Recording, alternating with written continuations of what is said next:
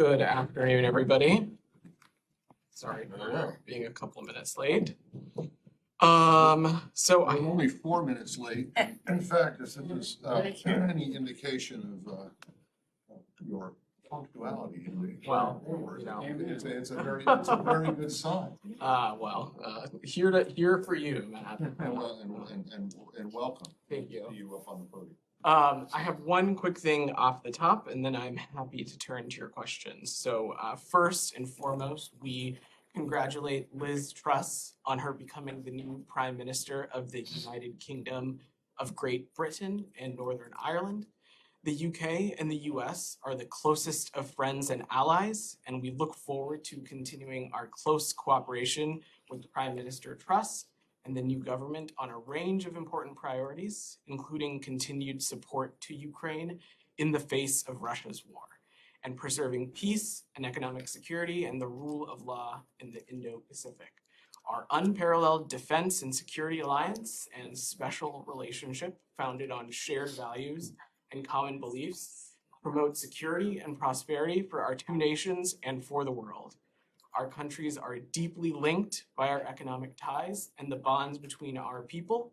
The UK is our largest foreign investment partner and biggest partner in the services of trade, and our respective companies directly employ more than 1 million workers in the other countries. So again, immense congratulations to Prime Minister Truss. And with that, Matt, if you want to take us away. Oh, okay. If nothing else. Okay. Well, just one extremely brief one on that. Do you know if in between the time that while she was still Foreign Secretary, like before she went up to see the Queen and appointed, do you know if the Secretary who she had a close professional relationship with, do you know if the two spoke between the time that she was chosen and the time that she was... You mean today? Well, between yesterday and Yeah. today, while she was still Foreign Secretary. I don't have any calls to read out right now. Okay. I want to start in the Middle East. I want to start with Israel. Okay. And your guys' response to the IDF report on the killing of Shireen Abu Akleh, but also on the situation with the Palestinian NGOs. So number one, on the IDF report yesterday, I'm a little confused as to what your actual response and what your actual position is. This is an American citizen who was killed. You have called for accountability, and yet there does not seem to be any accountability there.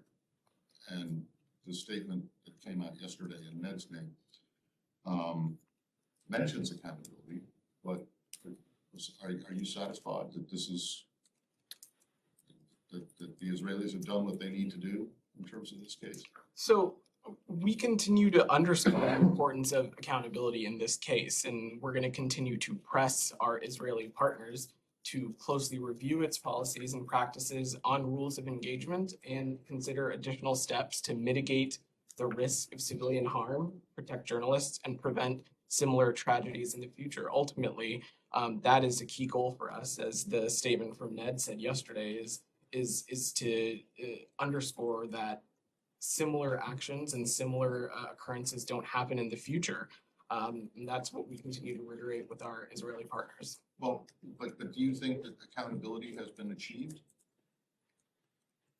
So again, we continue to underscore the importance of accountability in this case, and we're continuing to press our Israeli partners on that. Forgive me for not accepting that. That doesn't mean anything. I mean, I continue to underscore the fact that it's important that, you know, the sun rises in the east and sets in the west, but which it does. But do you consider that you believe that Israel has taken steps to hold whoever is responsible for her death accountable? And then if I could now just actually back up, what does accountability mean to this administration? Look, Matt, so I'm not going to categorize that in one way or the other from here. That's for our Israeli partners to determine. What for us to do, and the role we're continuing to play is pressing Israel to closely review its policies and practices to ensure that something like this doesn't happen again. Okay, but that's not what accountability is, unless you guys have a different definition of it than the dictionary does. So what does accountability mean for this administration? An apology, we're sorry, it happened, maybe, it looks like it happened by accident, So but it won't happen again? That's what accountability is, or is it something more? we are continuing to press Israel to review its policies and practices, and that is what accountability. How does that, but that doesn't,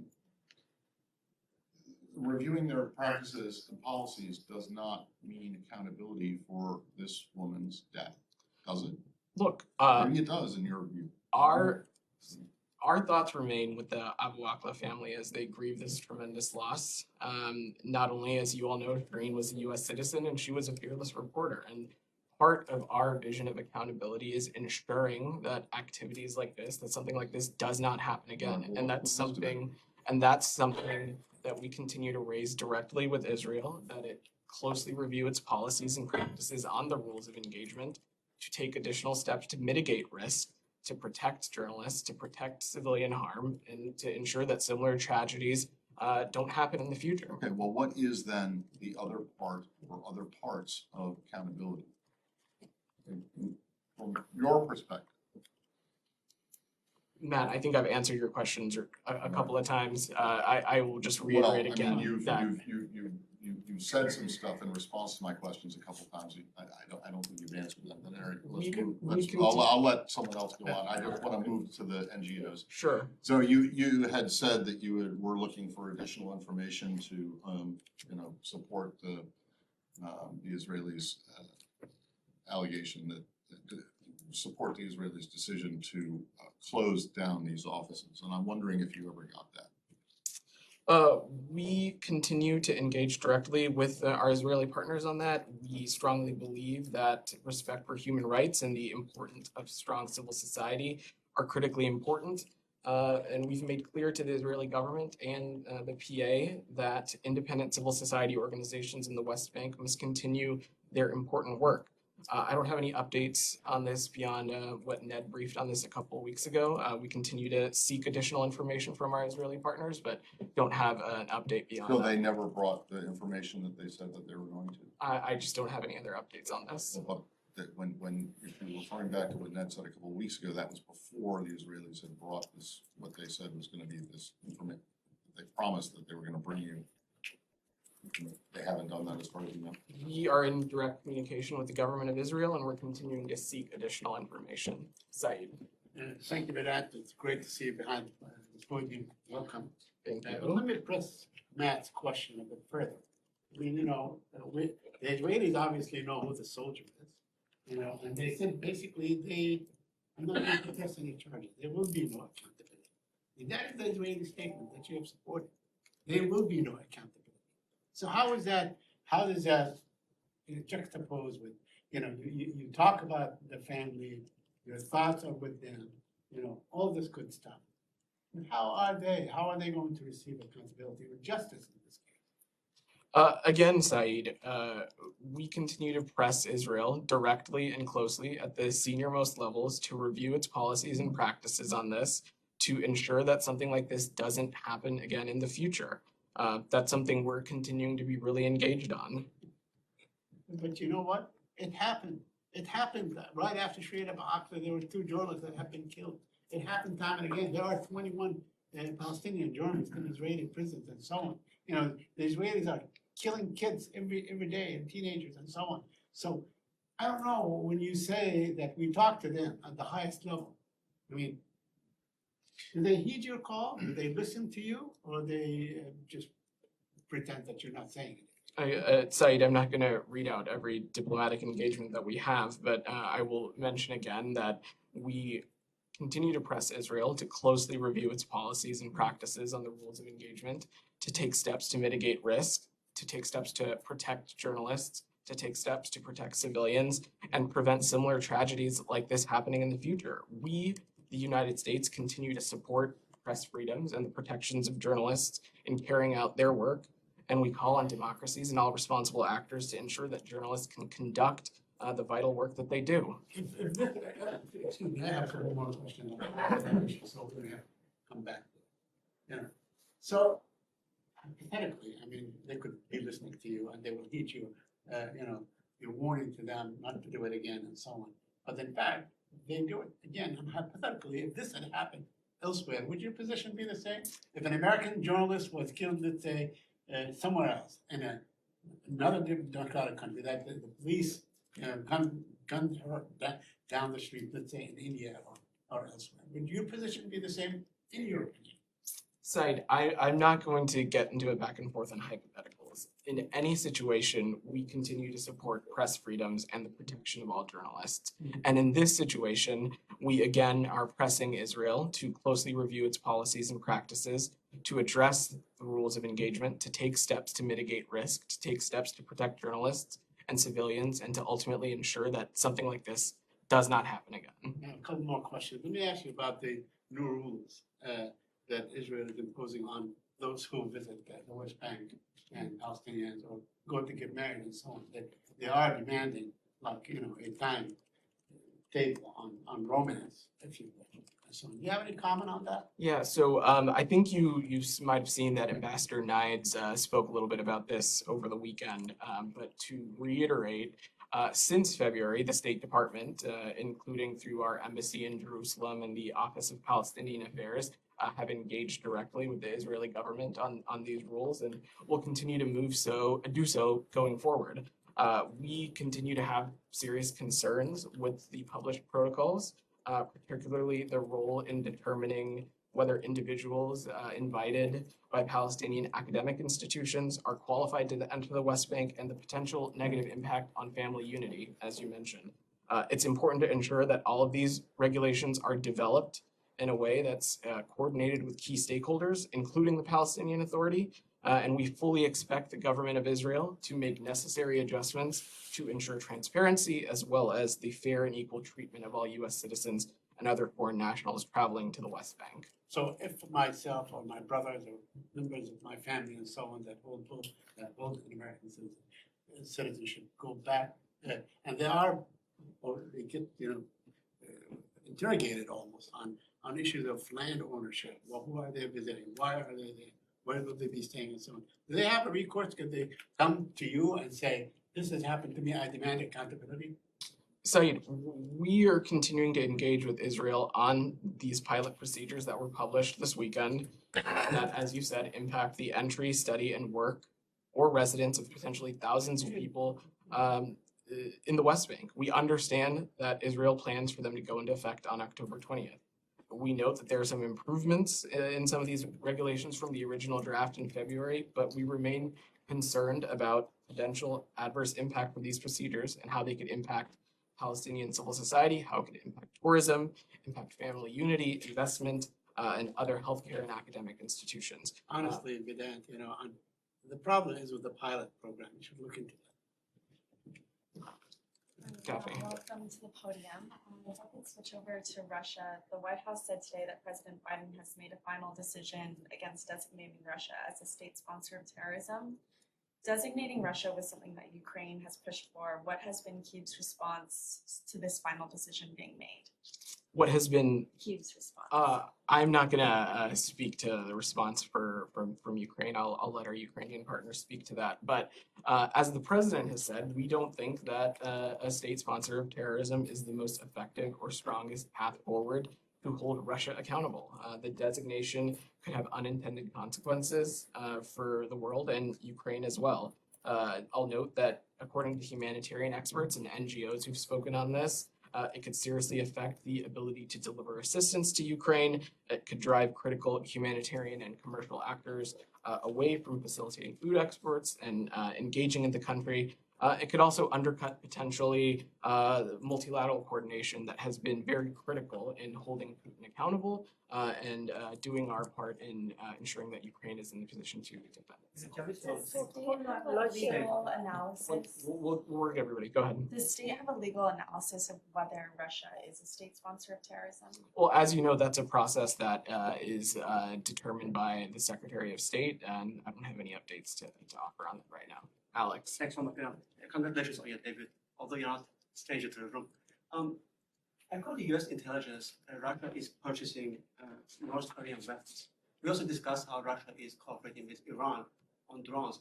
If imposing secondary sanctions and calling the terrorism the way it is not the best way to address the problem, then what is? Sorry, I couldn't hear you say that. If calling Russia, let's say, given the fact that Russia has been cooperating with North Korea and Iran, purchasing weapons against Ukraine, if calling Russia what it is, which is a state sponsor of terrorism, then what other means do you have in mind to call for accountability? Well, there are a number of lines of effort that we have at our disposal to continue to hold Russia accountable. Our sanctions being one of them, and I think just last week we briefed out some metrics on the economic consequences that are directly being put upon Russia's economy because of their barbaric and unjust actions in Ukraine. But to go back to the crux of your question, as you said, the Russian Ministry of Defense is in the process of purchasing millions of rockets and artillery shells from North Korea for use in Ukraine. This purchase indicates that the Russian military continues to suffer from severe supply shortages, due in part because of export controls and sanctions. Another examples of lines of efforts that we have to hold Russia accountable. The new narrative, just staying on the same topic, new narrative pushed by Russia, also replicated by other countries like Turkish, Erdogan, and others, blaming European energy crisis on sanctions, and also at some point Russian foreign minister named the U.S. among reasons behind this crisis. Do you have a response to that? Thank you. Sorry, can you repeat the first part of your question? The energy crisis, Russia and allies are basically blaming the sanctions as a reason why Europe is taking crisis. So we've seen those reports, but what I would note is that this kind of rhetoric continues to demonstrate that Russia is not a reliable supplier of energy, and that we remained in sync with our allies and partners in our commitment to promoting European energy security, reducing our collective dependence on Russian energy products, and continuing to place pressure on the Kremlin. Stay on that, on Yeah, Russia. go Yeah, ahead. the IAEA report today, I wonder what you make of it, and what the next steps diplomatically are to safeguard that facility. And this idea of a demilitarized zone, I mean, everyone keeps talking about that, having the Russians pull back, but it also would mean not having the Ukrainians pull back from that area. And I wonder what you make of that. Sure. So on the report, we received the report earlier today, and our experts here at the State Department are reviewing it. I don't have any immediate reaction to offer, but we continue to remain concerned about such military and violent activity so close to a nuclear power plant. That continues to be incredibly concerning. Some initial takeaways, though, I believe the report touched on observations of physical damage at the power plant, and that continues to be something we find incredibly troubling as well. As we from the department have said previously, fighting around a nuclear power plant certainly presents a serious risk, which is why we have continued to call for Russia's immediate withdrawal from the facility, and that continues to be our belief on that. Do you have any ideas on who would enforce some kind of demilitarized zone? Or Pardon? what would the U.S. like to see in terms of a demilitarized zone? Who could enforce that? I'm not going to qualify it one way or the other from here, but I think it's important to note that Russia is the one that is illegally and justifiably in Ukraine, in Ukrainian territory, and infringing on the territorial integrity and sovereignty of Ukraine by being at the ZNPP. I just wanted two things. One, on this whole idea of holding Russia accountable for the invasion of Ukraine. So accountability means something different in the context of Russia invading Ukraine than it does for a U.S. partner, an ally like Israel? That certainly is not what I was trying to. I mean, I realize the two situations are apples and oranges, but the word accountability is the same word and it should have the same definition, shouldn't it? Well, the two, as you noted, the two situations are apples and oranges. They and so, are completely different. so But accountability doesn't change, right?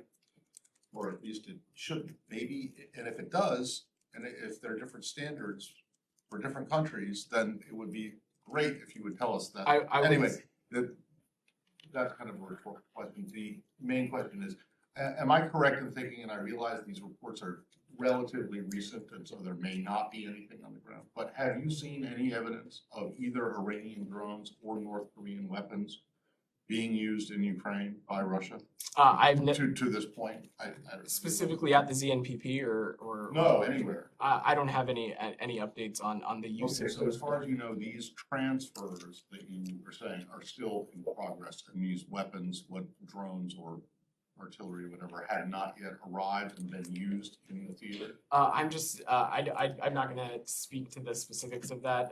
That's probably a better question for the Pentagon.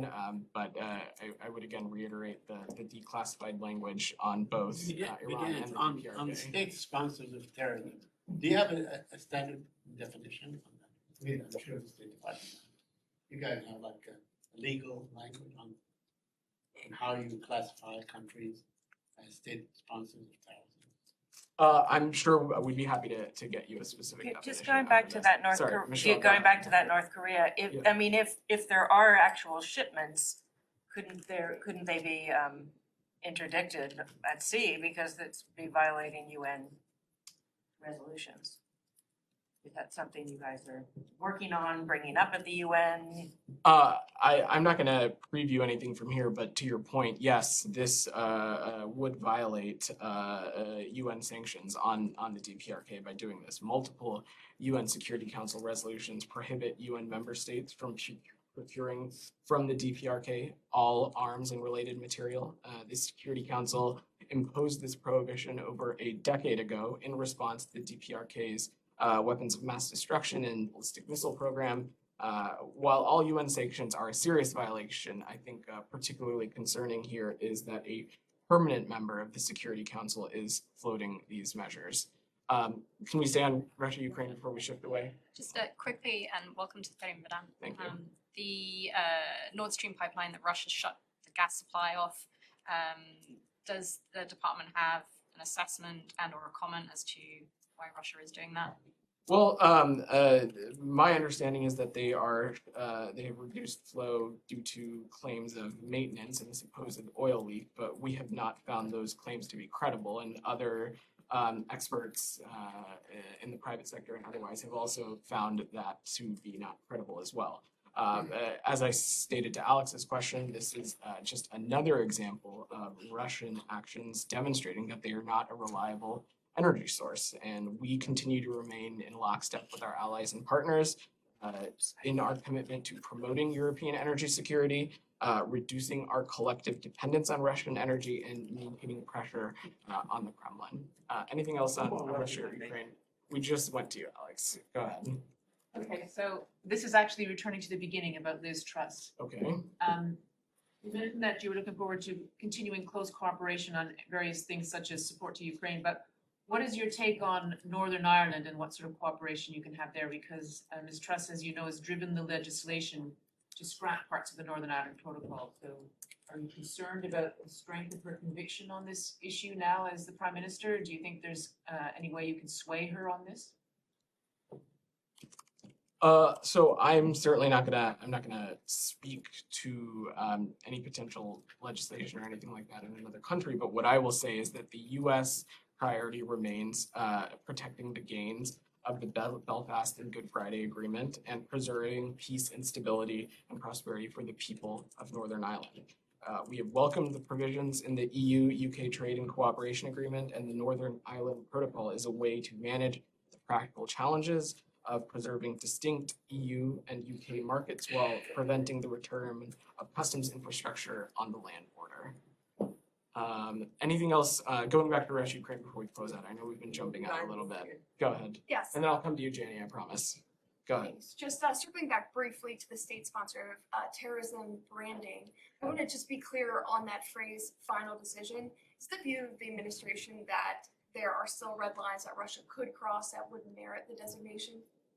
Again, I'm not going to get into hypotheticals from here. What I will reiterate again is that this is a designation authority that rests with the Secretary of State, but also, as the President said over the weekend, we do not think that this is the most effective or strongest path forward to hold Russia accountable.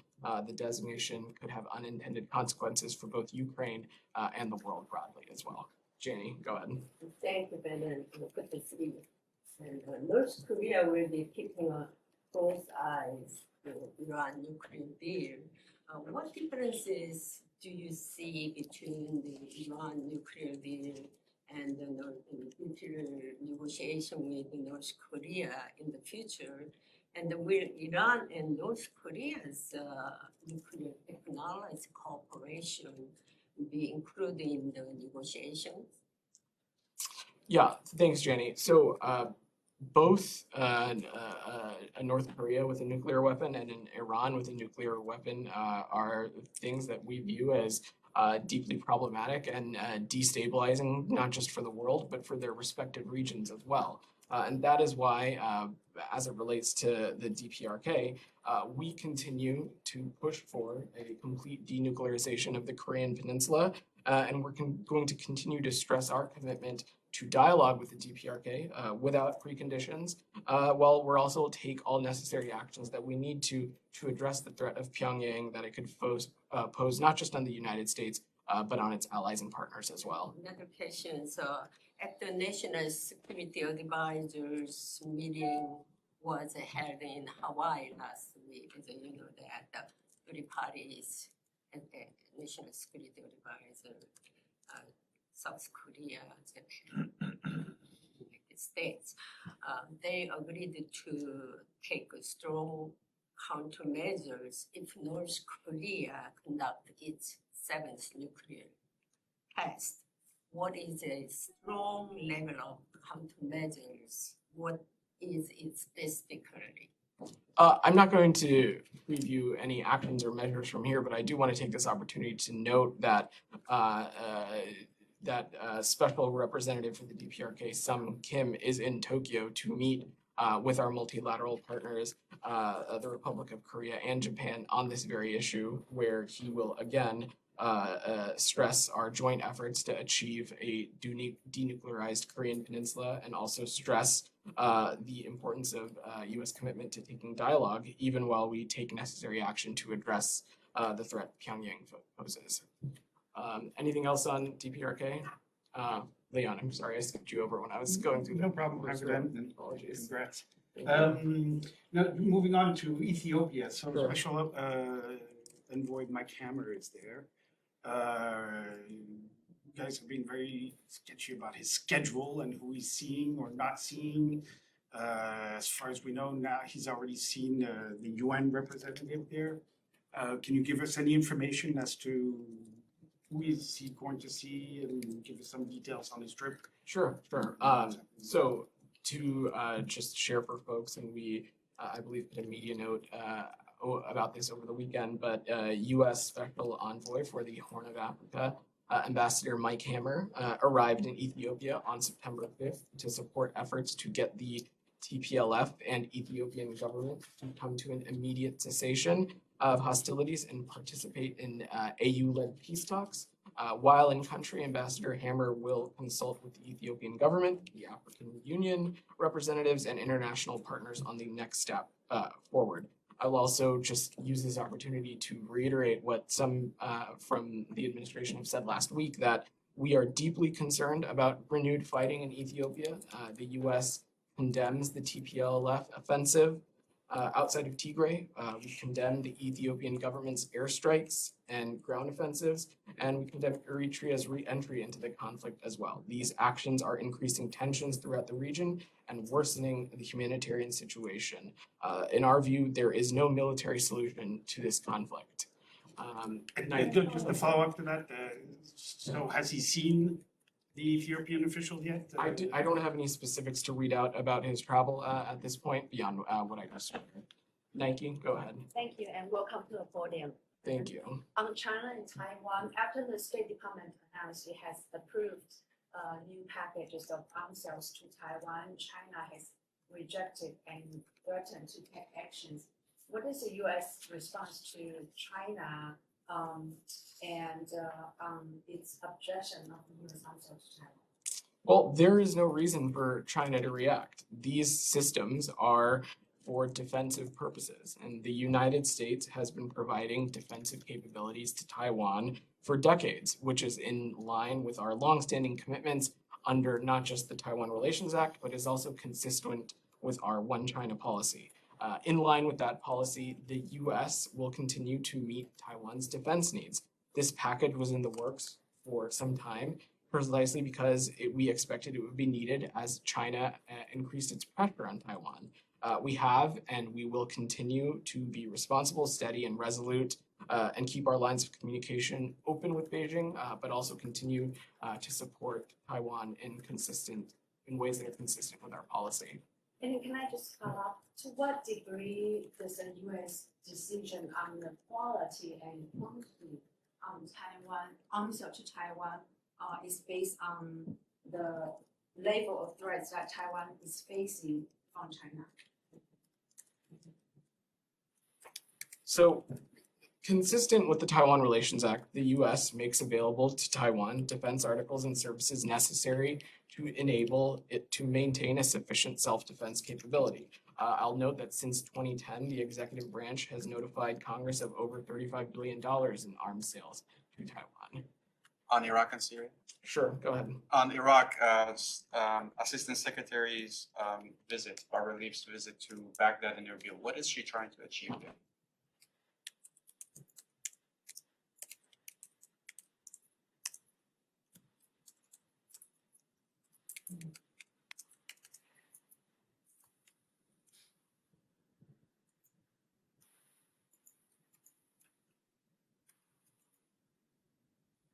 Okay, excellent Sorry. answer. Sorry about that. I was just finding something. So I don't have any specifics to offer on her travel beyond the media note that was put out over the weekend.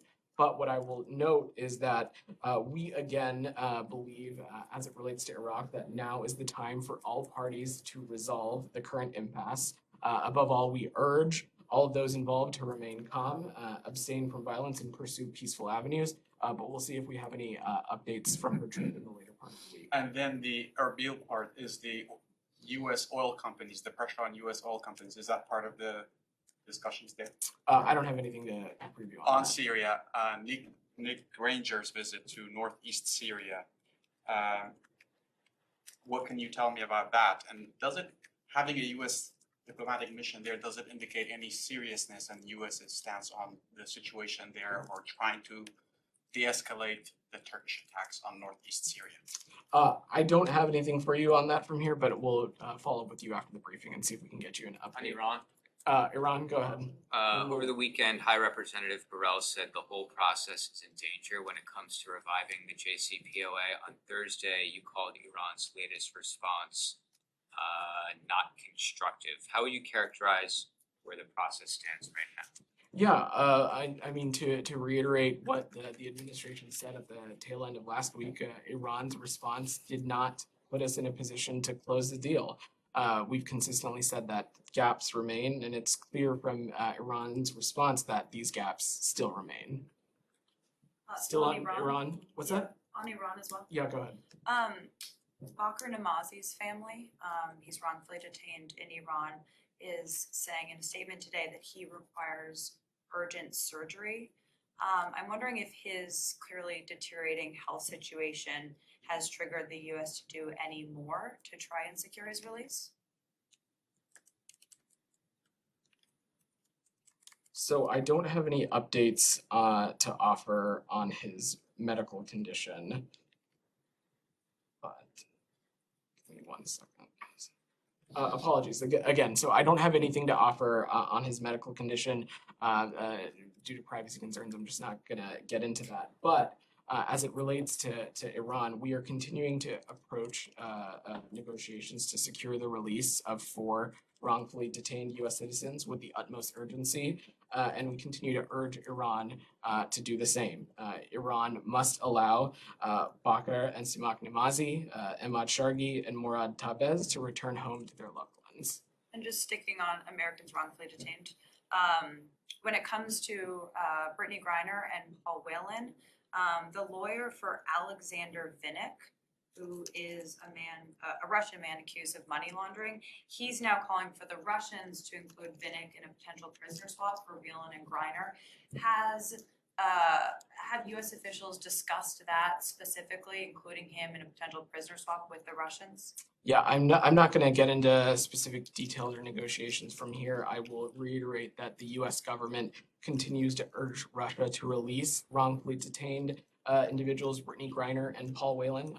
As you all know, the secretary came and spoke to you all a number of weeks ago, where he was clear that there was a substantial proposal on the table weeks ago to facilitate their release, and our governments have communicated repeatedly and directly on that proposal. And just one follow-up on that, Sure. does the departure of Ambassador Sullivan disrupt at all conversations that were occurring regarding Griner and Whelan's release? No, those conversations and engagements continue to be ongoing.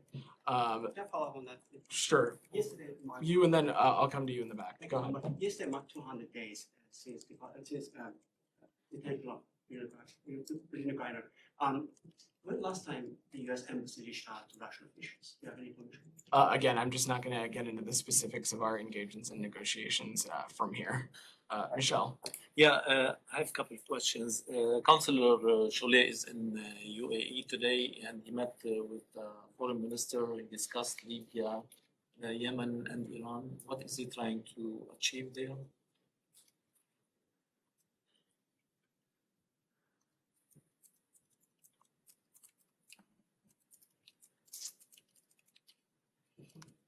Yeah, so Councillor Derek Chalet is in the UAE today as part of travel to the region, and he'll be going to Pakistan after that. But I will see if we can get you some specifics on his engagements in the UAE. On OPEC Plus decision to decrease its production in October by 100,000 barrels, how do you view this decision? Yeah, so the White House put out a statement over the weekend addressing this, and so I will reiterate that this administration has been clear that energy supply should meet demand to support economic growth and lower prices for American consumers and consumers around the world. This administration has taken action, including a historic release of oil from U.S. and global strategic reserves, and working with allies on a price cap on Russian oil to ensure we maintain a global oil supply, even as we punish Russia for their actions. U.S. oil production is up by more than $500 million barrels per day since the beginning of the year, and is on track to be up by more than 1 billion barrels per day by the end of the year. And one more on Amos Hochstein talks with Israel and Lebanon. Any updates on these talks? So I have no travel to preview for Special Coordinator Hochstein, but we remain in close touch with both governments. Special Presidential Coordinator Hochstein continues his robust engagement to bring the maritime boundary discussions to a close. We continue to narrow the gaps between the parties, and we believe a lasting compromise is possible, and we welcome the consultative spirit of both parties to reach a resolution.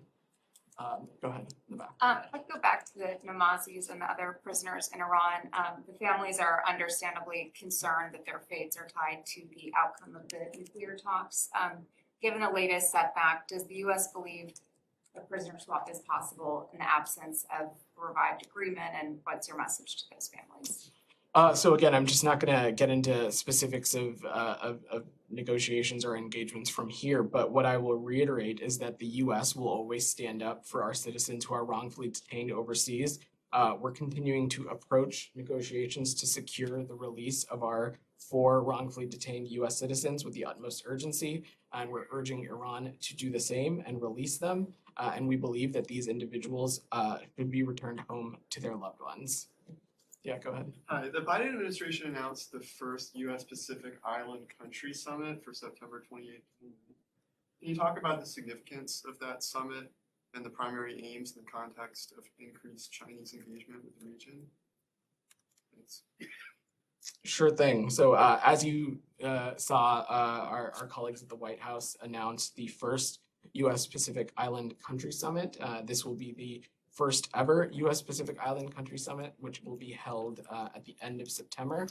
The summit will demonstrate a number of things, but first, the U.S.'s commitment and its enduring partnership with Pacific Island countries and the Pacific region that is underpinned by shared history, values, and people-to-people ties.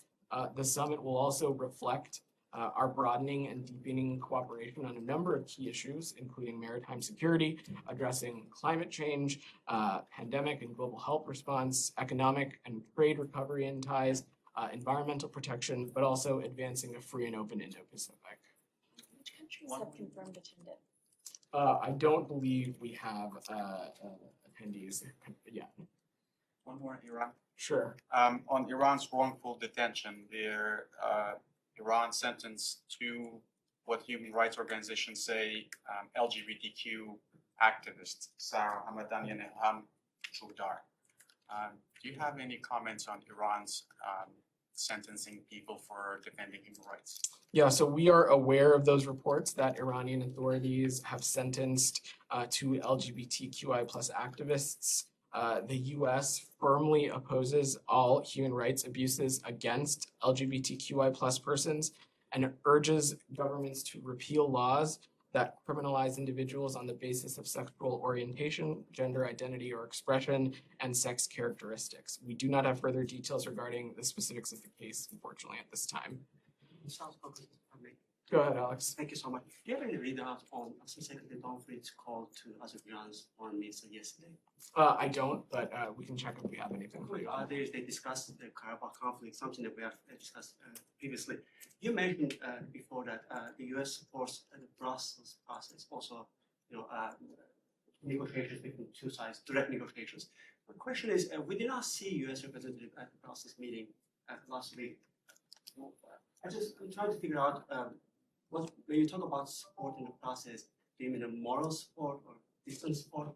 What does that mean? Well, as you know, Alex, this is it's an EU-led process. It's not a US-led process. But I also want to use this opportunity to note that Ambassador Rieker, our senior advisor for Caucasus negotiations, will be traveling to the region this week, and what will be his first trip in this new role. This is a first of what we expect to be regular travel to the region. He departs this evening and will be going to Armenia, Georgia, and Azerbaijan. And in all three countries, he'll meet with senior officials to discuss key issues in the region, as well as looking for pathways to assist partners in engaging directly and constructively to resolve outstanding issues and further regional cooperation. One more. All right, Michelle. Any comment on Russia trying to buy military equipment from North Korea and Iran? We already do this? I addressed this at the top, Michelle, but I wasn't just for here. you. Sorry about that. No, you're okay. Just for you, I will again reiterate that the Russian military defense is in the process of purchasing millions of rockets and artillery shells from North Korea for use on the battlefield in Ukraine. This purchase indicates that the Russian military continues to suffer from severe supply shortages in Ukraine, due in part to export controls and sanctions. And we expect Russia to try to purchase additional North Korean military equipment going forward as well. Can you take one more on Russia? I know it has been a long time. One last question. One last question. In the Shah referenda, we talked about that before. Yeah. According to Russian sources, they have been put on hold. Are you in a position to confirm or deny that? I don't have anything on that from here. I don't have anything on that from here. Right. Thank you. All right. Thanks, everybody. Thank you. Thank you.